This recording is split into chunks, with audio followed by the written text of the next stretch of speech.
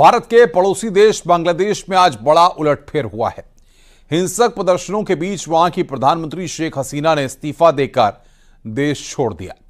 फिलहाल वो भारत में सुरक्षित हैं। वहीं दूसरी तरफ बांग्लादेशी सेना ने देश की कमान अपने हाथ में ले ली है। यानी एक तरह से बांग्लादेश में तख्ता पलट हो गया है और अब वहां पर सैन्य शासन की आहट साफ नजर आ रही है।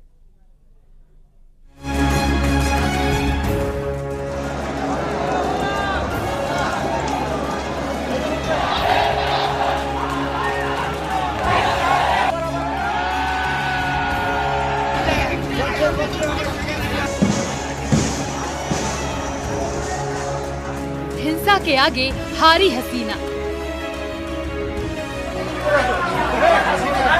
बांग्लादेश में पलट गई बाजी।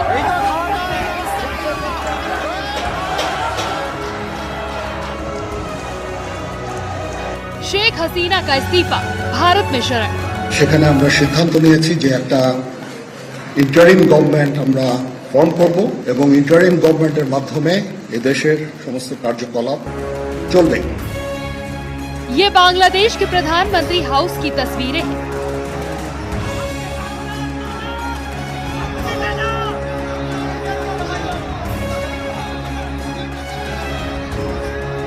जहां भी जिधर भी देखेंगे प्रदर्शनकारियों का कब्जा नजर आएगा।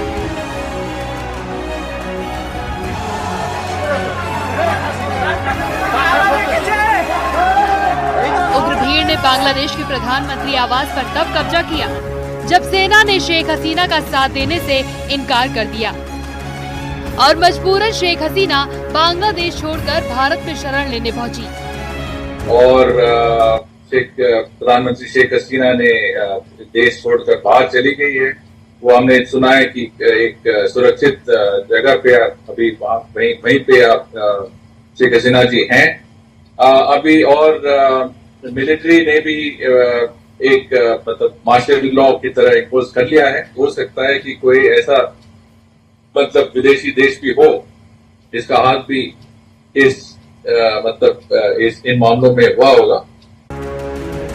शेख हसीना के इस्तीफे के बाद उम्मीद की जा रही है कि बांग्लादेश में हिंसा थम जाएगी।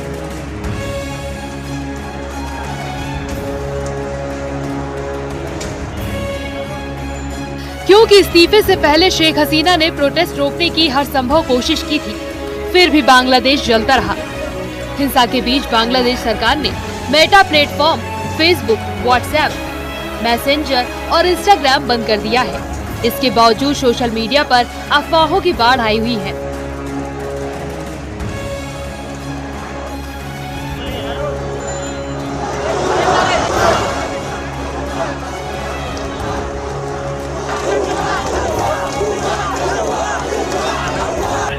फेक वीडियो से पूरा बांग्लादेश पट गया है। अफवाहों को रोकने में प्रशासन पूरी तरह से असफल नजर आया। माना जा रहा है कि ये आंदोलन अब छात्रों के हाथों से निकलकर पूरी तरह से कट्टर इस्लामी संगठनों के हाथों में चला गया। बांग्लादेश सरकार ने इस्लामिक जमात इस्लामी और उसके छात्र संगठन बांग्लादेश छात्र शिविर पर प्रतिबंध लगा दिया, लेकिन बिना उनके झंडे के इस्लामी संगठनों के समर्थक पूरे बांग्लादेश में तांडव मचा रहे हैं।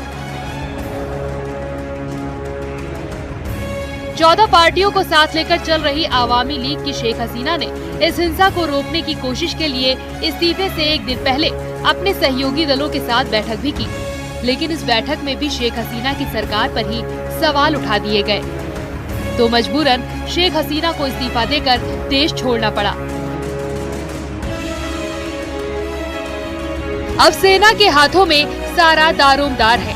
पूरी तरह यकीन है कि हमारे सरकार, हमारे जो लोग हैं जिससे जो इस मुद्दा देख रहे हैं वो मतलब उनका योगदान यही होगा कि बांग्लादेश के जो भी हैं अभी मिलिट्री और बाकी कोई इंटरिम एडमिनिस्ट्रेशन, उनसे संपर्क हो और जो हमारे मतलब देश के हित में जो भी करना है वो हम करेंगे। और वहाँ का मतलब वहाँ एक शांतिशील एटमॉस्फेयर और वहाँ पे मेरे ख्याल से सुरक्षा होना बहुत ही जरूरी है हमारे लिए। अब आपको बताते हैं कि आखिर जिस आरक्षण के मुद्दे पर बांग्लादेश में हिंसा हुई वो किसके लिए और क्यों है, और आखिर 1 महीने पहले ऐसा क्या हुआ कि छात्र सड़कों पर उतर गए। दरअसल बांग्लादेश में 1971 में आजादी की लड़ाई लड़ने वालों के रिश्तेदारों को सरकारी नौकरियों में आरक्षण दिया जाता था। इस आरक्षण को 2018 में छात्र आंदोलन के बाद खत्म कर दिया गया था, लेकिन 5 जून को कोर्ट के फैसले के बाद इस 30% आरक्षण को फिर से बहाल कर दिया गया, जिसके बाद छात्र फैसले के विरोध में एकजुट हो गए और उनका ये आंदोलन धीरे धीरे हिंसा में बदल गया।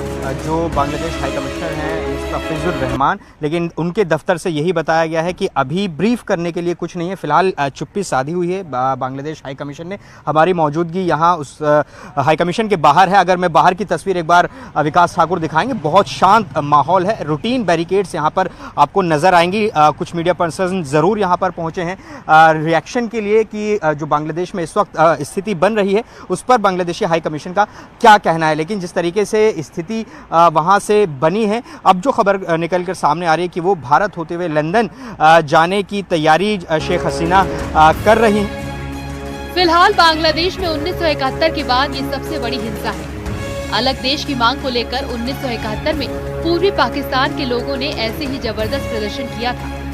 तब जाकर बांग्लादेश आजाद मुल्क बना और पाकिस्तान के 2 टुकड़े हो गए थे। अब उसी तरह के हिंसक प्रदर्शन ने शेख हसीना को सत्ता से उखाड़ फेंका। Bureau report, news 18।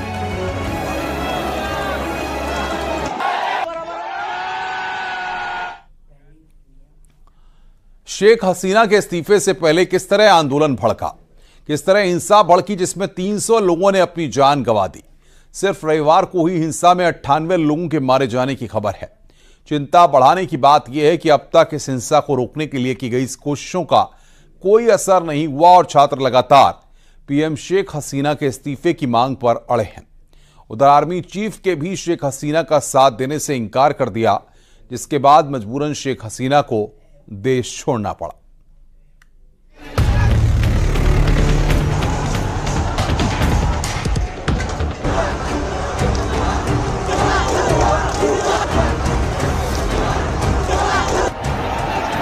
बांग्लादेश में पिछले 1 महीने से जारी आरक्षण के खिलाफ आंदोलन में रविवार को अचानक हिंसा भड़क गई। स्टूडेंट एक्टिविस्ट की ओर से बुलाए गए इस पूर्ण असहयोग आंदोलन के दौरान राजधानी ढाका समेत देश के कई हिस्सों में आग फैल गई।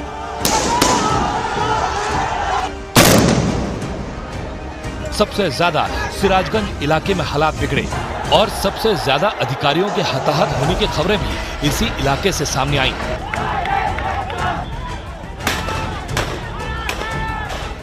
माना जा रहा है कि शुरुआत में आरक्षण के विरोध का ये आंदोलन धीरे धीरे सरकार विरोधी आंदोलन के रूप में बदल गया।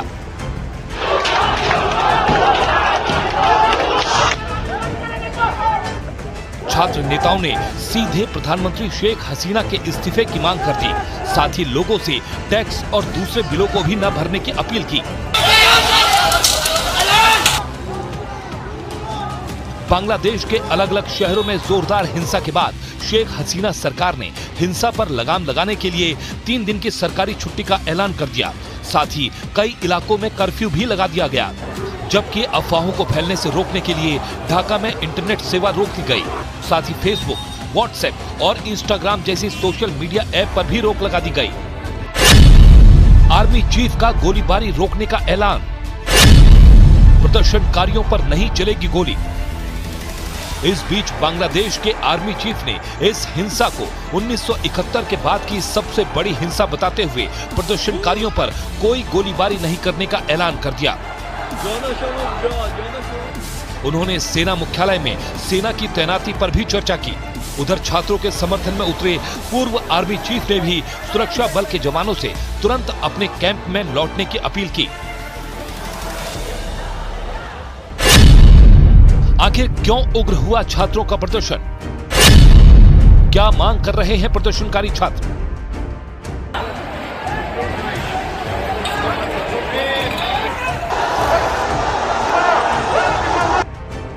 बांग्लादेश में भी भारत की ही तरह सरकारी नौकरी रोजगार का एक बड़ा जरिया है और इसमें 30% हिस्सा स्वतंत्रता सेनानियों के परिवार वालों के लिए है।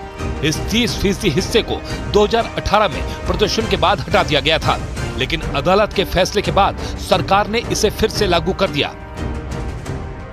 और कोर्ट के इसी फैसले के बाद छात्र सड़कों पर उतर गए और धीरे धीरे उनका ये प्रदर्शन बढ़ता ही चला गया।